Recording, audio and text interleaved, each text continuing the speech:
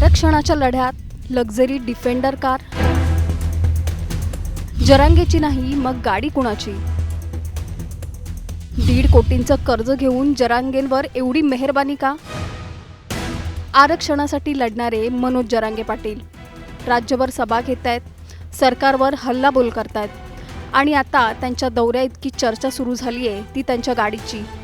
कारण जरांगे सध्या ज्या गाडीतून प्रवास करतायत ती साधीसुधी SUV नाही आहे, तर तब्बल 1,90,00,000 रुपये किमतीची आलिशान लँड रोवर डिफेंडर आहे. पण इथेच सुरू होतो खरा ट्विस्ट. ही डिफेंडर मनोज जरांगेंची नाही आहे. मग एवढी महागडी गाडी त्यांना कोणी दिली? त्या व्यक्तीचा व्यवसाय काय आहे? त्यांनी गाडीसाठी तब्बल 1.5 कोटी रुपयांचं कर्ज घेतलं का? आणि सर्वात मोठा प्रश्न, मराठा आरक्षणाच्या आंदोलनासाठी राज्यभर दौरा करणाऱ्या मनोज जरांगेंना ही लक्झरी कार वापरायला देण्यामागचं नेमकं कारण काय? या डिफेंडरवरून राजकारण तापलंय, सोशल मीडियावर प्रश्न उपस्थित होत आहेत आणि आता या संपूर्ण प्रकरणात समोर आलंय एका व्यक्तीचं नाव, ते म्हणजे सुभाष भोसले. मग कोण आहेत हे सुभाष भोसले? सविस्तरपणे या व्हिडिओतून जाणून घेऊया. त्यासाठी हा व्हिडिओ शेवटपर्यंत पहा आणि टाइम्स नाऊ मराठीला लाईक, फॉलो आणि सबस्क्राईब करा. मनोज जरांगे पाटील यांनी मराठा आरक्षणाच्या मागणीसाठी पुन्हा एकदा राज्यव्यापी दौरा सुरू केलाय.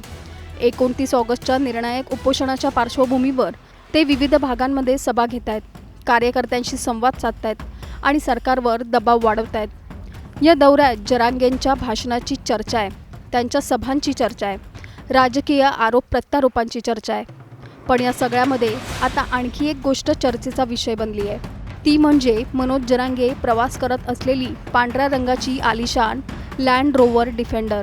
जरांगेंच्या ताफ्यात दिसणारी ही महागडी गाडी पाहून सोशल मीडियावर अनेक प्रश्न विचारले गेले. काहींनी जरांगेंवर टीका केली, तर काहींनी एवढ्या महागड्या गाडीतून आंदोलनाचा दौरा करण्यावर प्रश्नचिन्ह उपस्थित केले. पण या चर्चेनंतर जरांगे यांनीही स्पष्टीकरण दिले. त्यांच्या म्हणण्यानुसार ही गाडी त्यांची स्वतःची नाही आहे. समाजातील एका व्यक्तीने प्रेमापोटी आणि प्रवासात आराम मिळावा म्हणून ही गाडी वापरायला दिली आहे. या सगळ्या चर्चेनंतर एक नाव समोर आलंय, ते म्हणजे सुभाष भोसले. उपलब्ध माहितीनुसार सुभाष भोसले हे सोलापूर जिल्ह्यातल्या सांगोला तालुक्यातील चिकमहूद गावचे रहिवासी आहेत. ते व्यापारी असून त्यांच्या कुटुंबाचा सराफ म्हणजे सोने चांदीचा व्यवसाय असल्याची माहिती समोर आली आहे. चिकमहूदमधलं भोसले ज्वेलर्स हे सुभाष भोसले यांच्या मालकीचं आहे. त्याचसोबत ते बाळासाहेब ठाकरे यांचे कट्टर शिवसैनिक म्हणूनही ओळखले जातात. याशिवाय ते शेतीही करतात. उपलब्ध वृत्तांमध्ये ते प्रगतिशील किंवा आधुनिक पद्धतीने शेती करणारे शेतकरी म्हणून उल्लेख आहे. हे सगळं सांभाळून ते समाजकारण आणि राजकारणातही सक्रिय आहेत. गेल्या 7 ते 8 वर्षांपासून सुभाष भोसले हे सांगोला तालुक्याचे युवा सेना प्रमुख आहेत.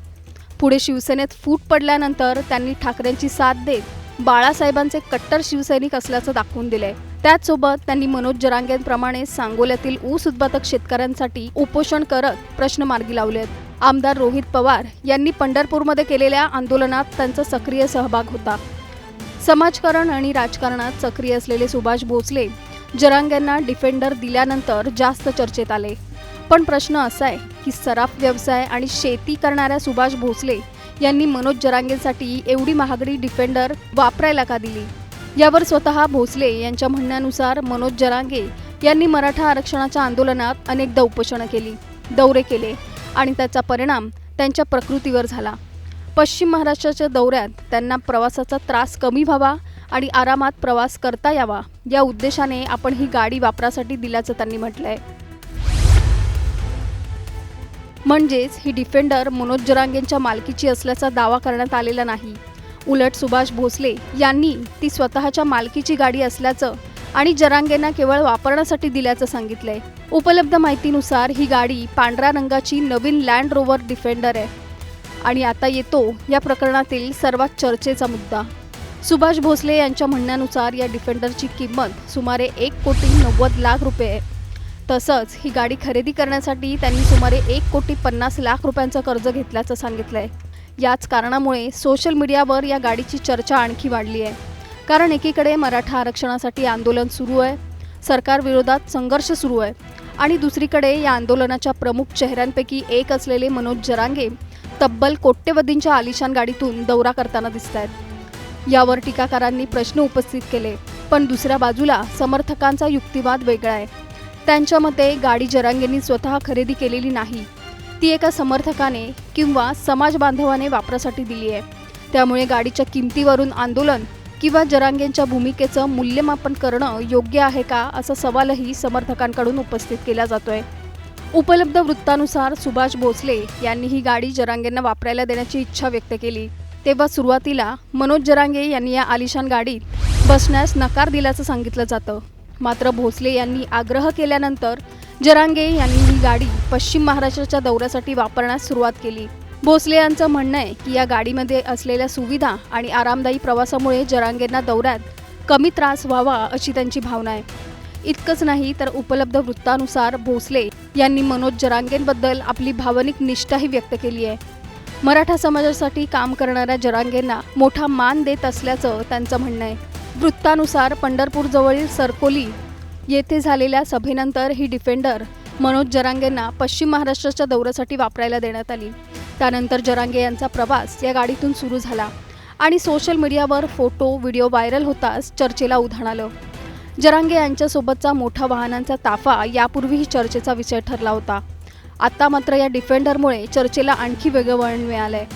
कारण विरोधकांचा सवाल साधा आहे, आरक्षणासाठी संघर्ष करणाऱ्या नेत्याने एवढ्या महागड्या गाडीतून प्रवास करावा का? तर समर्थकांचं उत्तरही तितकंच ठाम आहे, गाडी जरांगेंची नाही, ती प्रेमाने वापरासाठी देण्यात आली आहे. मग त्यात वाद कसला? आता या संपूर्ण प्रकरणात दोन बाजू स्पष्टपणे समोर येत आहेत. एका बाजूला टीकाकार आहेत, ज्यांचं म्हणणं आहे की आंदोलनाचा नेता आणि लक्झरी कार यांचं समीकरण प्रश्न निर्माण करतं. दुसऱ्या बाजूला जरांगेंचे समर्थक आहेत, त्यांचं म्हणणं आहे की समाजातील लोक प्रेमाने मदत करत असतील, प्रवासासाठी गाडी देत असतील, तर त्यावरून आंदोलनाच्या हेतूवर प्रश्न उपस्थित करणं चुकीचं आहे.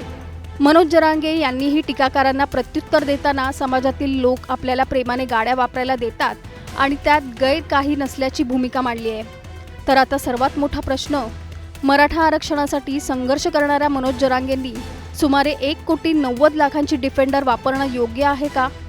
की गाडी स्वतःची नसताना आणि एका समर्थकाने प्रेमाने वापरासाठी दिली असताना केवळ गाडीच्या किमतीवरून जरांगेंवर टीका करणं चुकीचं आहे? सुभाष भोसले यांनी 1.5 कोटींचं कर्ज घेऊन ही गाडी खरेदी केल्याचा दावा केलाय.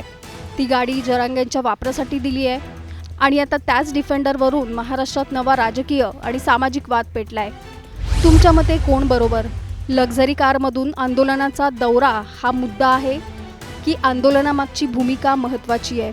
तुमचं मत आम्हाला कमेंटमध्ये नक्की सांगा आणि चॅनलला सबस्क्राईब करा.